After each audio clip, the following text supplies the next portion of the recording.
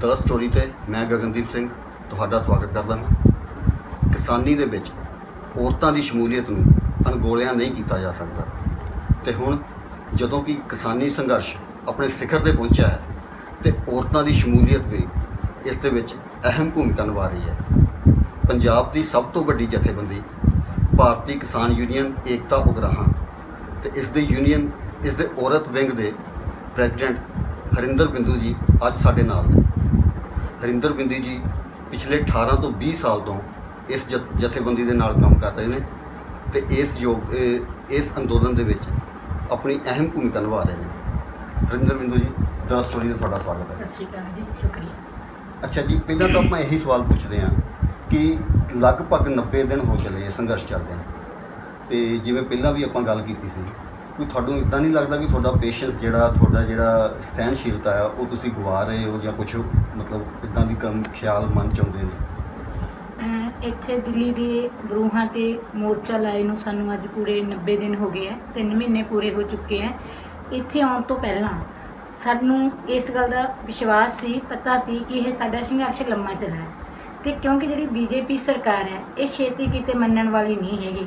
ਇਹਨਾਂ ਨੇ ਸਾਮਰਾਜੀ ਕੰਪਨੀਆਂ ਦੇ ਨਾਲ, ਸਾਮਰਾਜੀ ਮੁਲਕਾਂ ਦੇ ਨਾਲ ਤੇ ਕਾਰਪੋਰੇਟ ਘਰਾਣਿਆਂ ਦੇ ਨਾਲ ਜਿਹੜੇ ਸਮਝੌਤੇ ਕੀਤੇ ਹੋਏ ਆ ਉਹਨਾਂ ਨੂੰ ਲਾਗੂ ਕਰਨ ਦੇ ਵਾਸਤੇ ਇਹ ਆਪਣਾ ਪੂਰਾ ਜ਼ੋਰ ਲਾਊਗੀ ਤੇ ਛੇਤੀ ਕਿਤੇ ਇਹ ਸਾਡੇ ਅੰਦੋਲਨ ਦੀ ਕਾਰੀਆਂ ਦੀ ਆਵਾਜ਼ ਸੁਣੇ, ਸਾਡੇ ਹੱਕ 'ਚ ਬੋਲੇ, ਇਸ ਗੱਲ ਦਾ ਵਿਸ਼ਵਾਸ ਸੀ।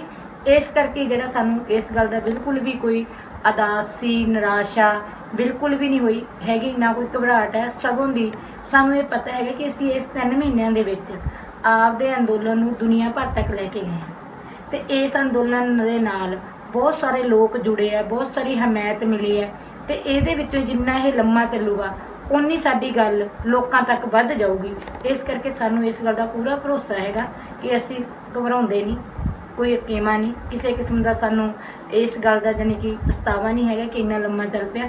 ਇਹ ਸਾਨੂੰ ਪਤਾ ਹੀ ਸੀ ਕਿ ਇਹ ਲੰਮਾ ਚੱਲਣਾ। ਮਤਲਬ ਤੁਸੀਂ ਤਿਆਰ ਹੋ ਕੇ ਮਨ ਦੇ ਵਿੱਚ ਤੁਸੀਂ ਪ੍ਰਪੇਅਰ ਸੀਗੇ ਕਿ ਸਾਨੂੰ ਇਦਾਂ ਦਾ ਸਮਾਂ ਦੇਖਣਾ ਪਏਗਾ ਤੇ ਤੁਸੀਂ ਪੰਜਾਬ ਦੀਆਂ ਬਾਕੀ ਔਰਤਾਂ ਜਿਹੜੀਆਂ ਕਿ ਹਾਲਾਂਕਿ ਘਰ ਦੇ ਕੰਮਾਂ ਤੱਕ ਮਹਦੂਦ ਰਹਿੰਦੀਆਂ ਨੇ ਉਹਨੂੰ ਕਿੱਦਾਂ ਮੋਟੀਵੇਟ ਕਰਦੇ ਹੋ ਇੱਥੇ ਲਿਆਉਣ ਦੇ ਲਈ?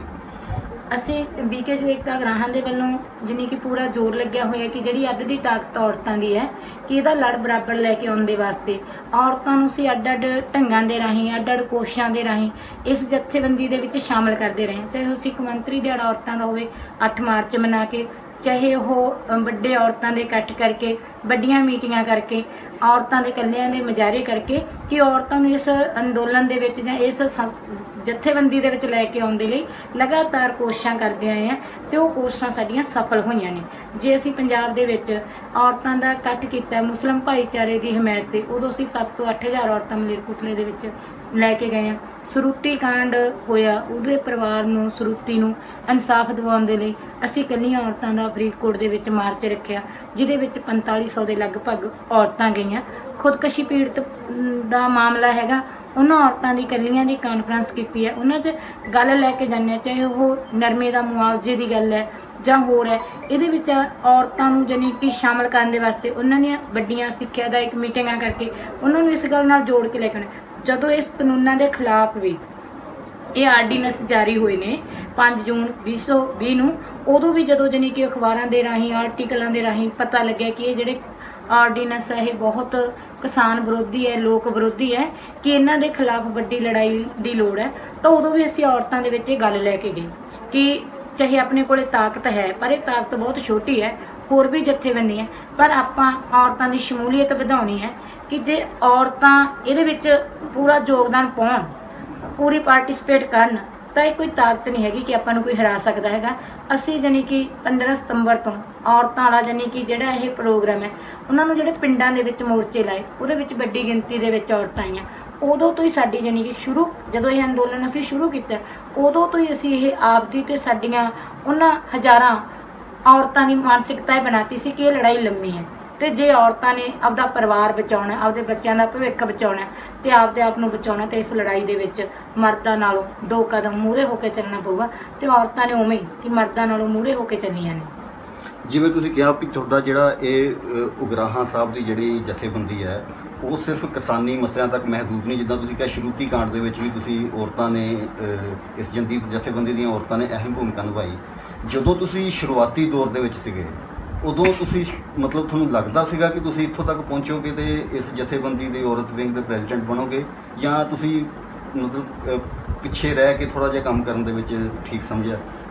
ਅਸੀਂ ਜਦੋਂ 2000 ਦੇ ਵਿੱਚ ਭੂਰੇ ਲਾਲ ਜਾਣੀ ਕਿ WTO ਦੇ ਤਹਿਤ ਡੰਕਲ ਤਜਵੀਜ਼ਾਂ ਦੇ ਤਹਿਤ ਪੰਜਾਬ ਦੇ ਵਿੱਚ ਝੋਨਾ ਖਰੀਦਣ ਤੋਂ ਪਾਬੰਦੀ ਲਾਈ ਸਰਕਾਰ ਨੇ, ਕਿ ਉਦੋਂ ਸਾਡੀ ਜਥੇਬੰਦੀ ਨੇ ਇਹ ਕੀਤਾ ਕਿ ਜੇ ਝੋਨਾ ਪਕਾਉਣਾ ਤਾਂ ਸੈਂਟਰ ਦੀਆਂ ਰੇਲਾਂ ਰੋਕਣੀਆਂ ਪੈਣੀਆਂ। ਉਹਦੇ ਵਿੱਚ ਜਾਣੀ ਕਿ ਔਰਤਾਂ ਨੂੰ ਲੈ ਕੇ ਆਉਣ ਦੇ ਵਾਸਤੇ ਉਦੋਂ ਸਾਡੇ ਲਈ ਬਹੁਤ ਕਠਿਨ ਹਾਲਤਾਂ ਸੀਗੀਆਂ ਕਿ ਲੋਕ ਭਰੋਸਾ ਵੀ ਨਹੀਂ ਸੀ ਕਰਦੇ, ਉਵੇਂ ਪਰਿਵਾਰਾਂ 'ਚੋਂ ਔਰਤਾਂ ਵੀ ਨਹੀਂ ਸੀ ਆਉਂਦੀਆਂ ਅਤੇ ਬਹੁਤ ਔਖਾ ਲੱਗਦਾ ਸੀ। ਉਦੋਂ ਅਸੀਂ ਜਾਣੀ ਕਿ ਮੀਟਿੰਗਾਂ ਕਰਾਉਣੀਆਂ, ਬੋਲਣਾ, ਪੂਰੀ ਜ਼ੁਰਤ ਦੇ ਨਾਲ ਜਾਣਾ, ਅਨਾਊਂਸਮੈਂਟਾਂ ਕਰਨੀਆਂ ਗੁਰਦੁਆਰਿਆਂ 'ਚੋਂ।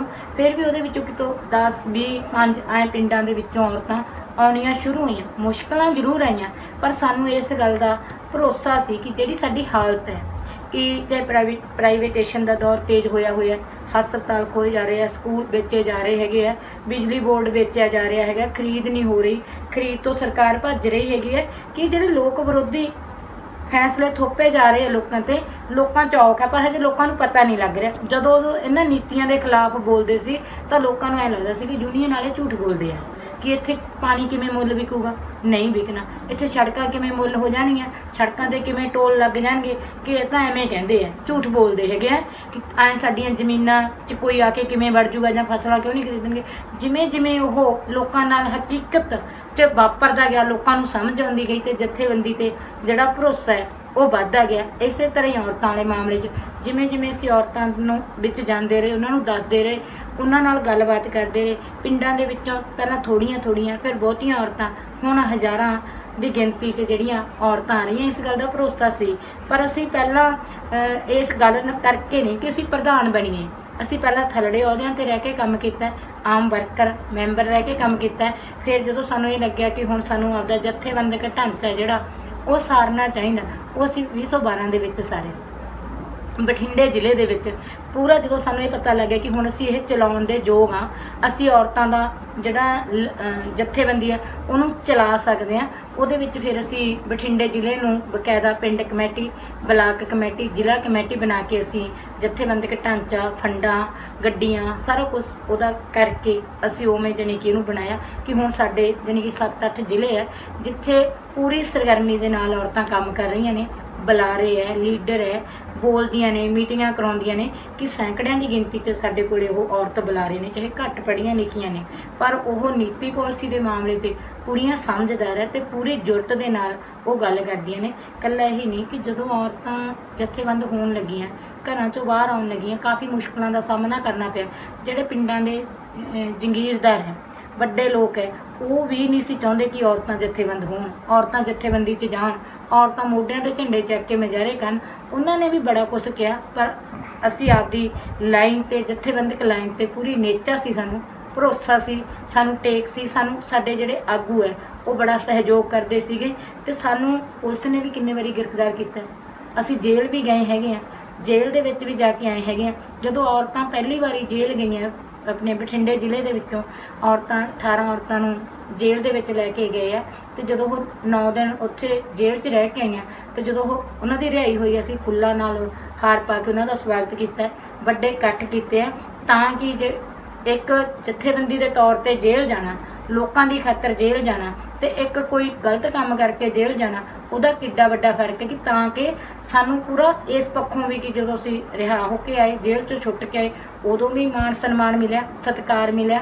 ਅਤੇ ਲਗਾਤਾਰ ਇਹ ਜਾਣੀ ਕਿ ਜਿਹੜੀਆਂ ਸਾਡੀਆਂ ਔਰਤਾਂ ਜਾਂਦੀਆਂ ਨੇ, ਉਹ ਇਸ ਗੱਲ ਨੂੰ ਸ਼ਰਮ ਮਹਿਸੂਸ ਨਹੀਂ ਕਰਦੀਆਂ ਕਿ ਸਾਨੂੰ ਪੁਲਿਸ ਫੜਦੀ ਹੈ, ਸਾਡੇ ਘਰੇ ਪੁਲਿਸ ਆਉਂਦੀ ਹੈ, ਸਾਡੇ ਛਾਪੇ ਵੱਜਦੇ ਹੈਗੇ ਆ। ਸਾਨੂੰ ਇਸ ਗੱਲ ਦਾ ਮਾਣ ਹੁੰਦਾ ਕਿ ਅਸੀਂ ਚੰਗਾ ਕੰਮ ਕਰ ਰਹੇ ਹਾਂ, ਪੁਲਿਸ ਫੜੂਗੀ ਵੀ, ਜੇਲ੍ਹ ਵੀ ਜਾਵਾਂਗੇ, ਪਰਚੇ ਵੀ ਪੈਣਗੇ, ਗ੍ਰਿਫਤਾਰੀਆਂ ਵੀ ਹੋਣਗੀਆਂ, ਇਹ ਡਰ ਵੀ ਸਾਡੇ ਮਨਾਂ 'ਚੋਂ ਨਿਕਲੇ ਹੋਏ ਨੇ। ਹਰਿੰਦਰ ਜੀ, ਤੁਸੀਂ ਪੁਰਾਣੇ ਸਮੇਂ ਦੀ ਗੱਲ ਕੀਤੀ, ਕਦੀ ਤੁਹਾਡੇ ਘਰਦਿਆਂ ਵੱਲੋਂ, ਤੁਹਾਡੇ ਫਾਦਰ ਸਾਹਿਬ ਵੱਲੋਂ, ਤੁਹਾਡੇ ਦਾਦਾ ਜੀ ਵੱਲੋਂ ਜਾਂ ਹੋਰ ਭਰਾਵਾਂ ਵੱਲੋਂ ਕਿਤੇ ਇਹ ਨਹੀਂ ਕਦੀ ਕਿਹਾ ਵੀ ਤੂੰ ਕੁੜੀਏ ਕਿਹੜੇ ਕੰਮ ਲੱਗੀ ਹੈ, ਤੂੰ ਘਰ ਦਾ ਕੰਮ ਕਰੀ ਜਾਂ ਪੜ੍ਹਾਈ ਵੱਲ ਧਿਆਨ ਦੇ?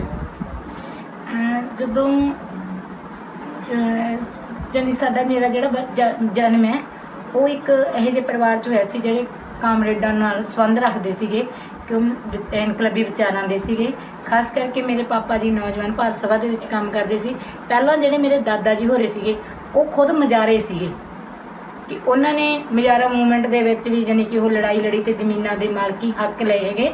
ਇਸ ਕਰਕੇ ਜਾਣੀ ਕਿ ਸਾਡੇ ਘਰ ਦੇ ਵਿੱਚ ਇਹ ਗੱਲਾਂ ਆਮ ਚੱਲਦੀਆਂ ਸੀਗੀਆਂ ਕਿ ਜੰਗੀਰਦਾਰੀ, ਸਰਮਾਏਦਾਰੀ, ਮਜ਼ਦੂਰ, ਕਿਸਾਨ, ਤਾਂ ਉਦੋਂ ਨਹੀਂ ਸਮਝ ਲੱਗਦੀਆਂ ਸੀਗੀਆਂ। ਭਗਤ ਸਿੰਘ ਦਾ ਲਿਟਰੇਚਰ ਬਹੁਤ ਹੁੰਦਾ ਸੀ। ਭਗਤ ਸਿੰਘ ਦੇ ਦਿਨ ਮਨਾਏ ਜਾਂਦੇ ਸੀ ਨੌਜਵਾਨ ਸਭਾ ਦੇ ਵੱਲੋਂ। 23 ਮਾਰਚ ਦਾ ਦਿਨ ਮਨਾਇਆ ਜਾਂਦਾ ਸੀਗਾ ਅਤੇ ਉਹ ਗੱਲਾਂ ਉਦੋਂ ਛੋਟੇ ਸੀ, ਪਤਾ ਨਹੀਂ ਲੱਗਦਾ ਹੁੰਦਾ ਸੀ। ਅਤੇ ਉਹਦੇ ਦਿਨ 'ਤੇ ਪਿੰਡ ਦੇ ਵਿੱਚ ਗੁਰਸ਼ਰਨ ਭਾਜੀ ਦੇ ਡਰਾਮੇ ਕਰਾਏ ਜਾਂਦੇ, ਨਾਟਕ ਕਰਵਾਏ ਜਾਂਦੇ, ਅਜਮੇਰ ਔਲਖ ਦੇ ਨਾਟਕ ਕਰਵਾਏ ਜਾਂਦੇ। ਕਾਫੀ ਜਿਹੜੇ ਜਾਣੀ ਕਿ ਉਹ ਕਿਸੇ ਨਾ ਕਿਸੇ ਸਮੇਂ ਉਹ ਚੱਲਦਾ ਸੀਗਾ ਜਿਹੜਾ ਅਸੀਂ ਉਹਨਾਂ ਨਾਲ ਜੁੜੇ ਰਹਿੰਦੇ ਸੀ। ਖਾਸ ਕਰਕੇ ਮੇਰੇ ਪਾਪਾ ਮੇਘਰਾਜ ਭਗਤੂ ਹੈ ਨਾ, ਮੈਨੂੰ ਆਪਣੇ ਨਾਲ ਰੱਖਦੇ ਸੀਗੇ ਕਿ ਉਹ ਮਜ਼ਦੂਰਾਂ ਦੇ ਵਿੱਚ ਕੰਮ ਕਰਦੇ ਸੀਗੇ। ਸਾਡੇ ਨਾਲ ਪਿੰਡ ਸੇਵੇ ਵਾਲਾ, ਚੈਨਾ, ਇਹਨਾਂ ਪਿੰਡਾਂ ਦੇ ਵਿੱਚ ਉਹ ਮੈਨੂੰ ਮਜ਼ਦੂਰ ਘਰਾਂ ਦੇ ਵਿੱਚ ਲੈ ਕੇ ਜਾਂਦੇ। ਮੈਨੂੰ ਉਹਨਾਂ ਘਰਾਂ ਦੇ ਵਿੱਚ ਪਤਾ ਲੱਗਿਆ ਸਾਡੇ ਕਾਫੀ ਰਿਸ਼ਤੇ ਮਜ਼ਦੂਰ ਪਰਿਵਾਰਾਂ ਦੇ ਨਾਲ ਬਣੇ ਹੋਏ, ਜਿਹੜੇ ਅੱਜ ਵੀ ਸਾਡੇ ਉਹ ਰਿਸ਼ਤੇ ਕਾਮਯਾਬ ਹੈਗੇ ਆ ਅਤੇ ਅੱਜ ਵੀ ਅਸੀਂ ਉਵੇਂ ਵਰਤ ਰਹੇ ਹਾਂ ਜਿਵੇਂ ਪਾਪੇ ਹੁੰਦੇ ਵਰਤਦੇ ਸੀਗੇ। ਅਤੇ ਉਹ ਸਾਨੂੰ ਇਹ ਗੱਲ ਸਮਝਾਉਂਦੇ ਹੁੰਦੇ ਸੀ ਕਿ ਦੇਖੋ ਜਿਹੜੇ ਖਾਸ ਕਰਕੇ ਕੁੜੀਆਂ ਵਾਂਗੂ ਨਹੀਂ ਰਹਿਣਾ ਚਾਹੀਦਾ। ਕੁੜੀਆਂ ਨੂੰ ਹਰ ਕੰਮ ਆਉਣੇ ਚਾਹੀਦੇ ਆ ਕਿ ਇਹ ਨਹੀਂ ਹੈਗਾ ਕਿ ਮੁੰਡੇ ਹੀ ਕੰਮ ਕਰਦੇ ਆ, ਕਿ ਕੁੜੀਆਂ ਵੀ ਸਾਰੇ ਕੰਮ ਕਰ ਸਕਦੀਆਂ। ਅਸੀਂ 4 ਭੈਣਾਂ ਸੀ। ਉਹਨਾਂ ਨੇ ਕਦੇ ਇਹ ਨਹੀਂ ਸੀ ਕਿਹਾ ਕਿ ਇਹ ਮੇਰੇ 4 ਬੇਟੀਆਂ ਨੇ। 4 ਬੇਟੀਆਂ ਬਾਅਦ ਸਾਡੇ ਜਾਣੀ ਕਿ ਮੇਰੇ ਭਰਾ ਹੋਇਆ ਸੀ 4 ਭੈਣਾਂ ਬਾਅਦ। ਉਹਨਾਂ ਨੇ ਜਾਣੀ ਕਿ ਮੈਨੂੰ ਸਾਰੇ ਕੰਮਾਂ 'ਚ ਜਿਵੇਂ ਕਣਕ ਤੋਂ ਆਟੇ ਦਾ ਗੱਟਾ ਪਿਹਾ ਕੇ ਲਿਆ, ਜੱਤੋਂ ਭੇਜ ਦੇਣਾ। ਸਾਨੂੰ ਨਾਲ ਹੀ ਮੰਡੀ ਲੱਗਦੀ ਹੈ। ਹਲਦੀ, ਮਿਰਚਾਂ, ਉਹਨੇ ਕਹਿਣਾ ਜਾ ਪੁੱਤ ਮਿਰਚਾਂ ਪਿਹਾ ਕੇ ਲਿਆ, ਹਲਦੀ ਪਿਹਾ ਕੇ ਲਿਆ, ਕਿ ਆਏ ਉਹਨਾਂ ਨੇ ਕੰਮ ਕਰਨ ਵਾਸਤੇ ਪ੍ਰੇਰਿਤ ਕਰਕੇ ਤੋਰਨਾ ਕਿ ਨਹੀਂ, ਜ਼ਰੂਰੀ ਨਹੀਂ ਕਿ ਮੁੰਡੇ ਹੀ ਕੰਮ ਕਰ ਸਕਦੇ ਆ, ਕੁੜੀਆਂ ਵੀ। ਖੇਤ ਦੇ ਵਿੱਚ ਹਾੜੀ ਦਾ ਕੰਮ ਕਰਨਾ ਅਤੇ ਕੋਪੇ 'ਤੇ ਰੁੱਗ ਫੜਾਉਣੇ, ਕਣਕ ਦੀ ਕਟਾਈ ਕਰਨੀ, ਬੋਲ 'ਤੇ ਪੈਣਾ। ਉਹਨੇ ਕਹਿਣਾ ਚੱਲ ਪੁੱਤ, ਮੈਨੂੰ ਜਾਣੀ ਕਿ ਉਹਨੇ ਮੇਰੇ ਦਾਦੇ ਨਾਲ ਭੇਜਣਾ ਕਿ ਕੁੜੀਆਂ ਡਰਦੀਆਂ ਨਹੀਂ ਨੇ। ਉਹਨਾਂ ਨੇ ਮੈਨੂੰ ਬਹੁਤ ਹੌਸਲਾ ਦਿੱਤਾ, ਬਹੁਤ ਜਾਣੀ ਕਿ ਇਹ ਕਿ ਮੈਨੂੰ ਜਿੰਨਾ ਉਹ ਪਿਆਰ ਕਰਦੇ ਸੀਗੇ, ਜਿੰਨਾ ਉਹ ਜਾਤ ਤੋਂ ਧਰਮ ਤੋਂ ਉੱਪਰ ਉੱਠਣ ਦੀ ਗੱਲ ਕਰਦੇ ਸੀ। ਕੋਈ ਜਾਤ ਪਾਤ ਨਹੀਂ ਹੁੰਦੀ, ਕੋਈ ਝੂਠ ਨਹੀਂ ਹੁੰਦਾ, ਕੋਈ ਧਰਮ ਨਹੀਂ ਹੁੰਦਾ, ਇਨਸਾਨੀਅਤ ਧਰਮ ਹੁੰਦਾ। ਉਹੀ ਗੱਲਾਂ ਦੱਸਦੇ ਹੁੰਦੇ ਸੀਗੇ ਅਤੇ ਆਪਦਾ ਜਿਉਂ ਸਿਰ ਹੈ ਜਿਹੜਾ ਉੱਚਾ ਰੱਖ ਕੇ ਜਿਉਂਦਾ ਹੁੰਦਾ। ਜੇ ਕੋਈ ਪ੍ਰੋਬਲਮ ਆਵੇ, ਜਿਵੇਂ ਸਮਾਜ ਦੇ ਵਿੱਚ ਕੁੜੀਆਂ ਨੂੰ ਛੇੜਿਆ ਜਾਂਦਾ, ਹੋ ਰਿਹਾ, ਜੇ ਕੋਈ ਇਸ ਤਰ੍ਹਾਂ ਦੀ ਘਟਨਾ ਵੀ ਆਉਂਦੀ ਹੈ ਤਾਂ ਉਹਦਾ ਡਟ ਕੇ ਮੁਕਾਬਲਾ ਕਰੀਦਾ ਅਤੇ ਘਰ ਆ ਕੇ ਦੱਸੋ। ਇਸ ਤਰ੍ਹਾਂ ਦੀ ਪ੍ਰੇਰਨਾ, ਇਸ ਤਰ੍ਹਾਂ ਨੇ ਉਹਨਾਂ ਨੇ ਆਪਣੇ ਸਾਡਾ ਪਾਲਣ ਪੋਸ਼ਣ ਹੈ ਜਿਹੜਾ ਕੀਤਾ। ਫਿਰ ਇੱਕ ਖਾਲਿਸਤਾਨੀ ਮੂਵਮੈਂਟ ਦਾ ਜਦੋਂ ਦੌਰ ਚੱਲ ਰਿਹਾ ਸੀਗਾ, ਉਦੋਂ ਫਿਰ ਉਹਨਾਂ ਨੇ ਜ਼ਬਰ ਅਤੇ ਫਿਰਕਾ ਪ੍ਰਸਤੀ ਵਿਰੋਧੀ ਫਰੰਟ ਬਣਾਇਆ। ਉਦੋਂ ਉਹਨਾਂ ਨੇ ਜਾਣੀ ਕਿ ਸਾਨੂੰ ਬਹੁਤ ਘੱਟ ਮੌਕਾ ਮਿਲਿਆ ਉਹਨਾਂ ਨੂੰ ਮਿਲਣ ਦਾ। ਉਹ 6 ਮਹੀਨਿਆਂ ਬਾਅਦ ਕਦੇ ਘਰ ਆਉਂਦੇ ਸੀਗੇ, ਚਲੇ ਜਾਂਦੇ ਸੀ। ਉਹਨਾਂ ਨੇ ਇੱਕੋ ਹੀ ਗੱਲ ਸਾਨੂੰ ਕਹਿਣੀ ਕਿ ਕਦੇ ਵੀ ਹਾਰ ਨਹੀਂ ਮੰਨਣੀ, ਦੁਸ਼ਮਣ ਦੇ ਮੂਹਰੇ ਲੜਨਾ, ਮੁਕਾਬਲਾ ਕਰਨਾ। ਜੇ ਤੁਸੀਂ ਮਾਰੇ ਵੀ ਜਾਓ ਤਾਂ ਕੋਈ ਗੱਲ ਨਹੀਂ, ਜੇ ਮੈਨੂੰ ਵੀ ਮਾਰਤਾ ਤਾਂ ਤੁਸੀਂ ਰੋਣਾ ਨਹੀਂ ਹੈਗਾ, ਤੁਸੀਂ ਡਟ ਕੇ ਜ਼ਿੰਦਗੀ ਜਿਉਣੀ ਹੈ, ਡਟ ਕੇ ਮੁਕਾਬਲਾ ਕਰਨਾ। ਇਹ ਗੱਲਾਂ ਨੇ ਉਹਨਾਂ ਨੇ ਬਹੁਤ ਤਕੜਾਈ ਦਿੱਤੀ। 9 ਅਪ੍ਰੈਲ 1991 ਨੂੰ ਸੇਵੇ ਵਾਲਾ ਦੇ ਵਿੱਚ ਕਾਂਡ ਹੋਇਆ। ਖਾਲਿਸਤਾਨੀ ਦਹਿਸ਼ਤਗਰਦਾਂ ਨੇ ਗੋਲੀਆਂ ਚਲਾਈਆਂ ਚੱਲਦੇ ਪ੍ਰੋਗਰਾਮ 'ਤੇ। 18 ਜਣਿਆਂ ਨੂੰ ਮਾਰਿਆ ਗਿਆ, 22 ਜ਼ਖਮੀ ਹੋਏ, ਜਿਹਦੇ ਵਿੱਚ ਮੇਰੇ ਪਾਪਾ ਨੂੰ ਮੇਘਰਾਜ ਭਗਤੂ ਨੇ ਵੀ ਉਸ ਕਾਂਡ ਦੇ ਵਿੱਚ ਸ਼ਹੀਦ ਹੋਏ। ਉਸ ਕਾਂਡ ਨੇ ਮੇਰੇ 'ਤੇ ਬਹੁਤ ਵੱਡਾ ਜਾਣੀ ਕਿ ਇੱਕ ਪ੍ਰਭਾਵ ਪਿਆ ਕਿ ਅੱਜ ਜੇ ਮੇਰੇ ਪਾਪੇ ਦੇ ਹੱਥੋਂ ਇਹ ਝੰਡਾ ਡਿੱਗਦਾ ਤਾਂ ਇਹਨੂੰ ਅਸੀਂ ਡਿੱਗਣ ਨਹੀਂ ਦੇਵਾਂਗੇ, ਇਸ ਰਾਹ 'ਤੇ ਅੱਗੇ ਤੁਰਾਂਗੇ। ਪਰਨ ਲਿਆ ਕਿ ਸ਼ਹੀਦੋ ਤੁਹਾਡਾ ਕਾਜ ਅਧੂਰਾ, ਲਾ ਕੇ ਜ਼ਿੰਦਗੀਆਂ ਕਰਾਂਗੇ ਪੂਰਾ। ਉਦੋਂ ਤੋਂ ਲੈ ਕੇ ਮੈਂ ਜਾਣੀ ਕਿ ਇਹ ਜਿਹੜਾ ਇੱਧਰਲਾ ਰਾਹ ਹੈਗਾ ਇਹਦੇ 'ਤੇ ਤੁਰੀ। ਮੇਰਾ ਸਕੂਲ ਟਾਈਮ ਬਹੁਤ ਘੱਟ ਆ, ਕਿਉਂਕਿ ਉਦੋਂ ਵੀ ਜਾਣੀ ਕਿ ਜਦੋਂ ਕਾਂਡ ਤੋਂ ਬਾਅਦ ਵੀ ਸਾਨੂੰ ਆਪਦੀ ਰਾਖੀ ਕਰਨ ਦੇ ਵਾਸਤੇ ਪਹਿਰੇ ਲੱਗਦੇ ਸੀਗੇ। ਅਸੀਂ ਪਹਿਰੇ ਲਾਉਂਦੇ ਸੀ, ਕੋਠਿਆਂ ਦੇ ਉੱਤੇ ਸਾਡੇ ਰੋੜੇ ਰੱਖੇ ਹੋਏ ਸੀ ਜੋ ਰਵਾਇਤੀ ਹਥਿਆਰ ਹੁੰਦੇ ਆ ਜਿਨ੍ਹਾਂ ਨਾਲ ਅਸੀਂ ਮੁਕਾਬਲਾ ਕਰ ਸਕਦੇ ਸੀ। ਉਹ ਅਸੀਂ ਪੜ੍ਹਨ ਵਾਲੇ ਪਾਸੇ ਮੇਰਾ ਬਹੁਤਾ ਧਿਆਨ ਨਹੀਂ ਗਿਆ। ਮਜ਼ਦੂਰਾਂ ਦੇ ਵਿੱਚ ਮਜ਼ਦੂਰਾਂ ਨੂੰ ਬਹੁਤ ਨੇੜਿਓਂ ਦੇਖਿਆ, ਉਹਨਾਂ ਦੀਆਂ ਹਾਲਤਾਂ ਦੇਖੀਆਂ, ਜਿਉਣ ਹਾਲਤਾਂ ਉਹਨਾਂ ਦੀਆਂ ਬਹੁਤ ਮਾੜੀਆਂ ਸੀ। ਉਹਨਾਂ ਨਾਲ ਬਹੁਤ ਲਗਾਅ ਸੀ, ਉਹਨਾਂ ਲਈ ਕੰਮ ਕਰਨ ਨੂੰ ਜੀ ਕਰਦਾ ਸੀ। ਜਾਣੀ ਕਿ 93-94-95 ਤੱਕ ਮੈਂ ਸਕੂਲ ਵੀ ਗਈ ਹਾਂ ਅਤੇ ਉਸ ਤੋਂ ਬਾਅਦ ਜਾਣੀ ਕਿ ਸਕੂਲ ਦੇ ਵਿੱਚ ਵੀ ਸਾਨੂੰ ਬਹੁਤ ਸਾਰੀਆਂ ਸਮੱਸਿਆਵਾਂ ਆਉਂਦੀਆਂ ਸੀ। ਬੱਸ ਵਾਲੇ ਕਿਰਾਇਆ ਮੰਗਦੇ ਸੀਗੇ, ਸਾਨੂੰ ਫ੍ਰੀ ਨਹੀਂ ਸੀ ਲੈ ਕੇ ਜਾਂਦੇ, ਕਦੇ ਰਸਤੇ 'ਚ ਤਾਰ ਦਿੰਦੇ ਸੀ। ਉਹਨਾਂ ਨਾਲ ਵੀ ਸਾਡਾ ਝਗੜਾ ਰਹਿੰਦਾ ਕਿ ਅਸੀਂ ਉਹਨਾਂ ਨਾਲ ਜਾਣੀ ਕਿ ਲੜ ਕੇ ਜਾਂਦੇ ਕਿ ਅਸੀਂ ਟਿਕਟ ਨਹੀਂ ਕਟਾਵਾਂਗੇ। 10ਵੀਂ ਤੱਕ ਅਸੀਂ ਪੜ੍ਹਾਈ ਕੀਤੀ ਹੈਗੀ ਹੈ ਜੈਤੋ ਦੇ ਵਿੱਚ। ਉਸ ਤੋਂ ਬਾਅਦ ਪੰਜਾਬ ਖੇਤ ਮਜ਼ਦੂਰ ਦਿਹਾਤੀ ਮਜ਼ਦੂਰ ਯੂਨੀਅਨ ਅਤੇ ਪੇਂਡੂ ਮਜ਼ਦੂਰ ਯੂਨੀਅਨ, ਇਹ 2 ਮਜ਼ਦੂਰ ਜਥੇਬੰਦੀਆਂ ਸੀ। ਇਹਨਾਂ ਦੀ ਏਕਤਾ ਹੋਈ, ਪੰਜਾਬ ਖੇਤ ਮਜ਼ਦੂਰ ਯੂਨੀਅਨ ਬਣੀ 96 ਦੇ ਵਿੱਚ। ਫਿਰ 96 ਤੋਂ ਲੈ ਕੇ ਜਾਣੀ ਕਿ ਮੈਂ ਖੇਤ ਮਜ਼ਦੂਰਾਂ ਦੇ ਵਿੱਚ ਕੰਮ ਕੀਤਾ, ਜੋ ਪੰਜਾਬ ਖੇਤ ਮਜ਼ਦੂਰ ਯੂਨੀਅਨ ਜਿਹਦੇ ਜਨਰਲ ਸੈਕਟਰੀ ਲਛਮਣ ਸਿੰਘ ਸੇਵੇਵਾਲਾ ਅਤੇ ਪ੍ਰਧਾਨ ਉਹਨਾਂ ਦੇ ਜੋਰਾ ਸਿੰਘ ਨਸਰਾਲੀ ਹੈ। ਉਸ ਜਥੇਬੰਦੀ 'ਚ ਕੰਮ ਕਰਕੇ ਮੈਨੂੰ ਮਜ਼ਦੂਰਾਂ ਦੀ ਜਿਹੜੀ ਹਾਲਤ ਹੈ ਉਹ ਬਹੁਤ ਪਤਾ ਲੱਗੀ ਕਿ ਉਹਨਾਂ ਦੇ ਨਹਾਉਣ ਦੇ ਲਈ ਵਾਸ਼ਰੂਮ ਨੂੰ ਤਖਤਾ ਵੀ ਨਹੀਂ ਸੀ ਹੁੰਦਾ, ਪੱਲੀ ਪਾਈ ਹੁੰਦੀ ਸੀਗੀ।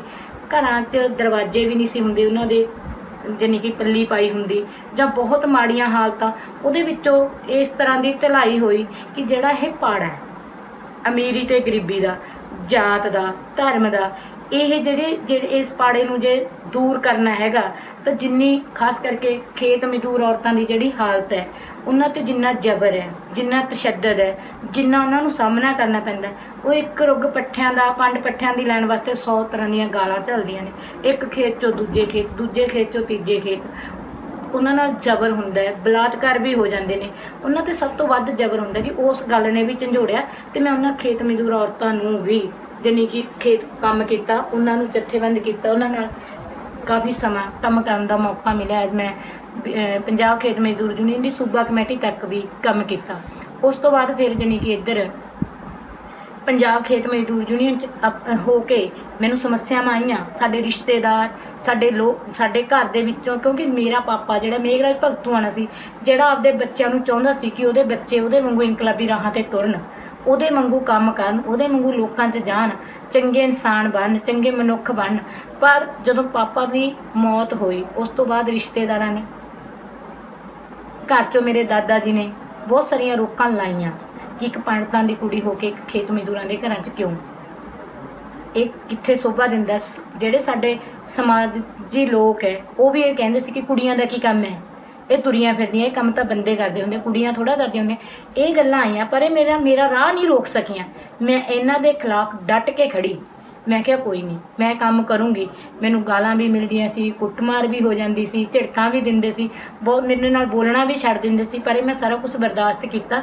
ਮੈਨੂੰ ਇਹ ਸੀਗਾ ਕਿ ਇਹ ਗੱਲ ਜਿਹੜੇ ਰਾਹ 'ਤੇ ਅਸੀਂ ਤੁਰੇ, ਸਾਡਾ ਇਹ ਰਾਹ ਸੱਚਾ ਸੁੱਚਾ ਰਾਹ ਹੈ, ਕਿਰਤ ਦੀ ਗੱਲ ਹੈ, ਲੋਕਾਂ ਦੀ ਗੱਲ ਹੈ, ਲੋਕਾਂ ਦੇ ਦੁੱਖ ਦੀ ਗੱਲ ਹੈਗੀ ਹੈ। ਅਤੇ ਜੇ ਅਸੀਂ ਇਹਦੇ ਵਿੱਚ ਕੁਝ ਕਰ ਸਕਦੇ ਹਾਂ ਤਾਂ ਸਾਨੂੰ ਕਰਨਾ ਚਾਹੀਦਾ, ਮੈਨੂੰ ਕਰਨਾ ਚਾਹੀਦਾ। ਅਤੇ ਮੈਂ ਉਹ ਕੀਤਾ ਅਤੇ ਮੈਨੂੰ ਉਸ ਟਾਈਮ ਦਾ ਬਿਲਕੁਲ ਵੀ ਇਸ ਗੱਲ ਦਾ ਪਛਤਾਵਾ ਨਹੀਂ। ਮੈਨੂੰ ਮਾਣ ਹੈ ਕਿ ਮੈਂ ਉਹਨਾਂ ਦਿਨਾਂ 'ਚ ਆਪਦਾ ਇਹ ਰਾਹ ਦੀ ਚੋਣ ਕੀਤੀ ਅਤੇ ਅੱਜ ਉਸ ਰਾਹ 'ਤੇ ਡਟੀ ਹੋਈ ਹਾਂ। ਪਰ ਮੇਰੇ ਰਿਸ਼ਤੇਦਾਰ ਕਹਿ ਕੇ ਹਟ ਗਏ, ਪਰ ਮੇਰਾ ਕਿਸੇ ਨੇ ਰਾਹ ਨਹੀਂ ਰੋਕਿਆ। ਕਿਹਾ ਜ਼ਰੂਰ, ਪੜ੍ਹ ਲਾ, ਨੌਕਰੀ 'ਤੇ ਲੱਗ ਜਾ, ਪੜ੍ਹੇਂਗੀ, ਤੇਰੇ ਕੋਲ 4 ਪੈਸੇ ਆਉਣਗੇ। ਪਰ ਮੈਂ ਪੜ੍ਹਾਈ ਨਾਲੋਂ ਵੱਧ ਇਸ ਕੰਮ ਨੂੰ, ਮਜ਼ਦੂਰਾਂ ਕਿਸਾਨਾਂ 'ਚ ਕੰਮ ਕਰਨ ਨੂੰ ਤਰਜੀਹ ਦਿੱਤੀ। ਤੁਹਾਡੇ ਸੰਘਰਸ਼ ਦੀ ਜਿਹੜੀ ਕਹਾਣੀ ਹੈ ਬਹੁਤ ਲੰਬੀ ਹੈ। ਤੁਸੀਂ ਦੱਸਿਆ ਕਿ ਖੇਤ ਮਜ਼ਦੂਰ ਔਰਤਾਂ ਜਿਹੜੀਆਂ ਨੇ ਉਹਨਾਂ ਨੂੰ ਪੱਠਿਆਂ ਦੀ ਪੰਡ ਪਿੱਛੇ ਵੀ ਬਲਾਤਕਾਰ ਵਰਗੇ ਚੀਜ਼ਾਂ ਦਾ ਸਾਹਮਣਾ ਕਰਨਾ ਪੈਂਦਾ ਜਾਂ ਸਰੀਰਕ ਜ਼ਬਰ ਦਾ ਸਾਹਮਣਾ ਕਰਨਾ ਪੈਂਦਾ। ਇਹਨਾਂ ਚੀਜ਼ਾਂ ਨੂੰ ਉਭਾਰਨ ਲਈ ਕਿੱਦਾਂ ਦੇ ਤੁਸੀਂ ਸੰਘਰਸ਼ ਵਿੱਢੇ ਜਾਂ ਕਿੱਦਾਂ ਦੇ ਕੰਮ ਕੀਤੇ ਤੁਸੀਂ ਪੰਜਾਬ ਦੇ ਵਿੱਚ? ਅਸੀਂ ਉਹਨਾਂ ਨੂੰ ਜਥੇਬੰਦ ਕਰਨ ਦਾ ਕੰਮ ਕੀਤਾ। ਉਹਨਾਂ ਨੂੰ ਦੱਸਿਆ ਕਿ ਇਸ ਜਾਣੀ ਕਿ ਜੋ ਇਹ ਜ਼ਬਰ ਹੈ ਇਸ ਗੱਲ ਕਰਕੇ ਹੈ ਕਿ ਸਾਡੇ ਕੋਲੇ ਜ਼ਮੀਨ ਨਹੀਂ ਹੈਗੀ, ਅਸੀਂ ਜ਼ਮੀਨ ਤੋਂ ਵਾਂਝੇ ਹਾਂ, ਜ਼ਮੀਨ ਦੀ ਕਾਣੀ ਵੰਡ ਹੈ। ਜੇ ਉਹ ਕਾਣੀ ਵੰਡ ਹੱਲ ਹੋ ਜੇ, 17 ਏਕੜ ਵਾਲਾ ਕਾਨੂੰਨ ਲਾਗੂ ਹੋ ਜੇ ਤਾਂ ਮਜ਼ਦੂਰਾਂ ਕੋਲੇ ਵੀ ਜ਼ਮੀਨ ਹੈ। ਫਿਰ ਉਹਨਾਂ ਨੂੰ ਇਹ ਗਾਲਾਂ ਨਾ ਸਹਿਣੀਆਂ ਪੈਣ, ਉਹਨਾਂ ਨਾਲ ਇਹ ਜ਼ਬਰ ਨਾ ਹੋਵੇ, ਇਹ ਉਹਨਾਂ ਨਾਲ ਧੱਕੇ ਧੋੜੇ ਨਾ ਹੋਣ, ਕਿ ਬਾਲਣ ਪਿੱਛੇ ਉਹਨਾਂ ਨੂੰ ਸੜਕਾਂ ਦੇ ਬੇਲਦਾਰਾਂ ਤੋਂ ਗਾਲਾਂ ਨਾ ਖਾਣੀਆਂ ਪੈਣ, ਕਿ ਇਹ ਜ਼ਮੀਨ ਦੀ ਕਾਣੀ ਵੰਡ ਕਰਕੇ, ਜ਼ਮੀਨ ਨਾ ਹੋਣ ਕਰਕੇ ਸਹਿਣ ਕਰਨਾ ਪੈ ਰਿਹਾ। ਇਸ ਕਰਕੇ ਕਿ ਜੇ ਅਸੀਂ ਇਕੱਠੇ ਹੁੰਦੇ ਹਾਂ, ਅਸੀਂ ਇਸ ਗੱਲ ਦੀ ਆਵਾਜ਼ ਉਠਾਉਂਦੇ ਹਾਂ ਤਾਂ ਇੱਕ ਦਿਨ ਅਸੀਂ ਜ਼ਮੀਨਾਂ ਦੇ ਮਾਲਕ ਹੈ ਜਿਹੜੇ ਉਹ ਬਣਾਂਗੇ ਅਤੇ ਜ਼ਬਰ ਸਾਡੇ ਤੋਂ ਜਿਹੜਾ ਰੁਕੂਗਾ। ਉਹਦੇ ਵਾਸਤੇ ਜਾਣੀ ਕਿ ਖਾਸ ਕਰਕੇ ਮੁਕਤਸਰ ਜ਼ਿਲ੍ਹੇ ਦੇ ਵਿੱਚ ਉਹ ਕ੍ਰਿਸ਼ਨਾ ਵਰਗੀਆਂ, ਗੁਰਮੇਲ ਕੌਰ ਵਰਗੀਆਂ ਉਹ ਔਰਤਾਂ ਜਿਹੜੀਆਂ ਅੱਜ ਵੀ ਪੰਜਾਬ ਖੇਤ ਮਜ਼ਦੂਰ ਯੂਨੀਅਨ ਦੇ ਵਿੱਚ ਡਟੀਆਂ ਹੋਈਆਂ ਨੇ, ਬੁਲਾਰੇ ਬੋਲਦੀਆਂ ਨੇ। ਉਹਨਾਂ ਨੇ ਜੰਗੀਰਦਾਰਾਂ ਨੂੰ ਵੀ ਲਲਕਾਰਿਆ ਹੈਗਾ। ਔਰਤਾਂ ਦੇ ਨਾਲ 2 ਬਲਾਤਕਾਰ ਹੋਏ, ਗੰਦੜ ਕਾਂਡ ਵਾਪਰਿਆ, ਉਹਦੇ ਵਿੱਚ ਜਿੱਥੇ ਖੇਤ ਮਜ਼ਦੂਰ ਔਰਤਾਂ ਉਸ ਜ਼ਬਰ ਨੂੰ ਰੋਕਣ ਵਾਸਤੇ ਆਈਆਂ, ਪੰਜਾਬ ਦੀਆਂ ਕਿਸਾਨ ਔਰਤਾਂ ਨੇ ਵੀ ਉਹਨਾਂ ਦੇ ਬਰਾਬਰ ਗ੍ਰਿਫਤਾਰੀ ਦਿੱਤੀ ਕਿ ਇਹ ਜਾਤ ਦਾ ਮਾਮਲਾ ਨਹੀਂ, ਇਹ ਧਰਮ ਦਾ ਮਾਮਲਾ ਨਹੀਂ, ਔਰਤ ਤੇ ਹੋਏ ਜ਼ਬਰ ਦਾ ਮਾਮਲਾ ਹੈ। ਇਸ ਜ਼ਬਰ ਨੂੰ ਰੋਕਣ ਦੇ ਲਈ ਤੇ ਇਨਸਾਫ ਲੈਣ ਦੇ ਲਈ ਸਾਨੂੰ ਮਜ਼ਦੂਰਾਂ ਕਿਸਾਨਾਂ ਨੂੰ ਇਕੱਠੇ ਹੋ ਕੇ ਲੜਨਾ ਚਾਹੀਦਾ। ਉਸ ਸਮੇਂ ਅਸੀਂ ਪੰਜਾਬ ਦੇ ਵਿੱਚ ਮਜ਼ਦੂਰਾਂ ਦੀਆਂ ਔਰਤਾਂ ਤੇ ਕਿਸਾਨੀ ਦੀਆਂ ਔਰਤਾਂ ਨੇ ਇਕੱਠਿਆਂ ਗ੍ਰਿਫਤਾਰੀ ਦਿੱਤੀ। ਇਸੇ ਤਰ੍ਹਾਂ ਹੀ ਜਦੋਂ ਹੁਣ ਥੋੜ੍ਹਾ ਚਿਰ ਹੋਇਆ ਮੁਕਤਸਰ ਦੇ ਜ਼ਿਲ੍ਹੇ ਦੇ ਪਿੰਡ ਜਿਹੜਾ ਕੁੜੀ ਦੇ ਨਾਲ ਉੱਥੋਂ ਦੇ ਜੰਗੀਰਦਾਰਾਂ ਦੇ ਵੱਲੋਂ ਤਕੜੇ ਲੋਕਾਂ ਦੇ ਵੱਲੋਂ ਬਲਾਤਕਾਰ ਕੀਤਾ ਗਿਆ ਤੇ ਉਹਨੂੰ ਅਲਫ ਨੰਗਿਆਂ ਕਰਕੇ ਜਾਣੀ ਕਿ ਉਹਦੀ ਵੀਡੀਓ ਹੈ ਜਿਹੜੀ ਵਾਇਰਲ ਕੀਤੀ ਹੈਗੀ ਹੈ। ਤੇ ਉਦੋਂ ਜਦੋਂ ਜਿਹੜੇ ਉਹ ਖੇਤ ਮਜ਼ਦੂਰ ਜਥੇਬੰਦੀ ਦੇ ਆਗੂ ਹੈ ਜਿਨ੍ਹਾਂ ਨੇ ਪੀੜਤ ਨੂੰ ਇਨਸਾਫ ਦਿਵਾਉਣ ਦੇ ਲਈ ਤੇ ਦੋਸ਼ੀਆਂ ਤੇ ਕਾਰਵਾਈ ਕਰਾਉਣ ਦੇ ਲਈ ਜਦੋਂ ਕਾਰਵਾਈ ਕੀਤੀ, ਉਹਨਾਂ ਨੇ ਆਗੂ ਨੂੰ ਫੜ ਕੇ ਜੇਲ੍ਹ 'ਚ ਬੰਦ ਕਰਤਾ।